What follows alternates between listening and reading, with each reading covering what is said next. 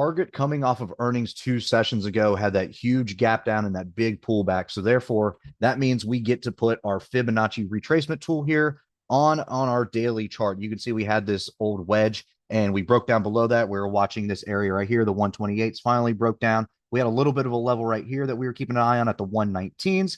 And then obviously off of earnings, that did not hold, and we're down here now. We priced in a low of 112.53 down here. So that is now going to be our 0% fib retrace, with our 100 being this high back in here on the daily back in last April. And that's going to be that 181.86 mark. So let's see how this lines up with all our previous supports and resistance. You can see we're kind of in the general area here. The 23.6 fib is going to price us in right around 128. That 38.2 is going to price us in right here, right around that 139.02 mark. So you can see that we're kind of close on our supports and resistances in the past for that month of January and February. But where does all this lead us currently, right? Immediately, what does all this have to do right now? Well, for those of you that play in your rule of 4, which usually means after you get a huge gap down off of earnings, you wait 4 days before you can actually kind of go back up and start working to fill that gap. Or you could say, hey, guess what? I think we're going to fill that gap even sooner.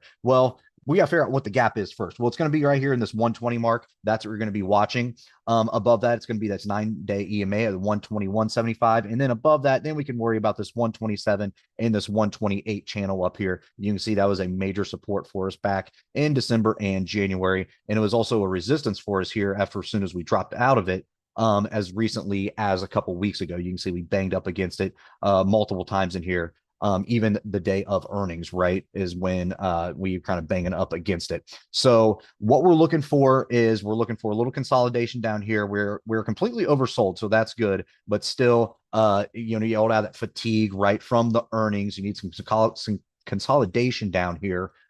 As well as you have to figure out what's going to go on with tariffs, because that's the whole thing. That's what drug Target down, right, is because of news that they're not going to assure how much they're going to have to raise prices, et cetera, how inflation is going to affect everything, right? So that's why basically everything pulled back there and looked more retail starts to do earnings report. That might be the kind of key that you're going to hear, but you got to figure out how much exhaustion that's going to take away from the investors, right? Do they really care after a while, right? Because they're going to keep on hearing the same old song and dance about the tariffs, about inflation, right? So maybe it'll spook them here for Target because it's new and fresh. But as far as other retailers and things like that, when they start reporting, will investors really care? So that is the question. But again, if you're kind of worried about that rule of 4, you still have a couple more days down here before you have to worry about the gap fill. But immediately, if you are looking for it, it is going to be at that 120 mark.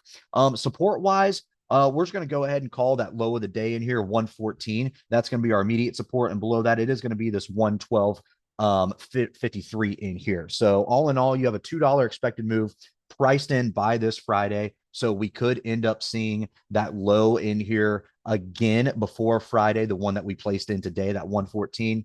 But also if we get a nice 2 times expected move, maybe a nice little pop in here as quickly as maybe Thursday afternoon, Friday, then we could end up going in there and hitting those 120s, that gap before we actually know it, right? So again, $2 expected move. So the high of yesterday's trading session, the low of today's trading session, those are on the table, obviously. But really, we could end up filling this gap sooner rather than later. But again, we might have to wait for a little bit more consolidation and let that exhaustion kind of relieve itself first before we start working our way higher. $4 expected move priced in by next Friday, the following $5. If you go all the way out to April, right around a $7 move. So again, what are we looking at? 112, 114, 118, and then 120 all on the table here. We have to watch our RSI because we are in oversold territory. That's going to happen when you have that huge gap down right here. Watch some volume here, and then we got to watch the net flow, see what's kind of everybody's kind of pricing in, and then figure out when are we finally going to get over that earnings exhaustion and then start to kind of climb up again here in TGT. All right, guys, if you like this video, make sure to check us out on all of our social media. We also have a Discord service if you're interested, and you can find all of our socials in the description below.